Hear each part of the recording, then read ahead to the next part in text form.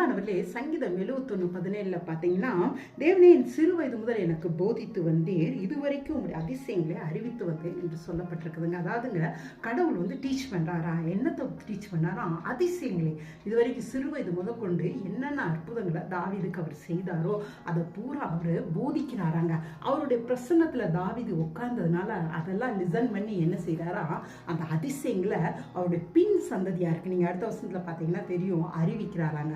வெறும் அதிசயங்கள் மட்டும் இல்ல, அதுல பாத்தீங்கன்னா கர்த்தர் செய்த பராக்கிரமங்களையும் கர்த்தர் செய்த இன்னும் வல்லமைகளையும் எல்லாவற்றையும் அவர் அறிவிக்கிறாராங்க. இன்னைக்கும் கூட நம்மளும் கூட தேவனுடைய பிரசனத்துல உட்காரும்போது சிறுவயதுல இருந்து நம்முடைய வாழ்க்கையில் அவர் செய்த எல்லா அற்புத அடையாளங்களும் அவருக்கு ஞாபகப்படுத்துவாருங்க.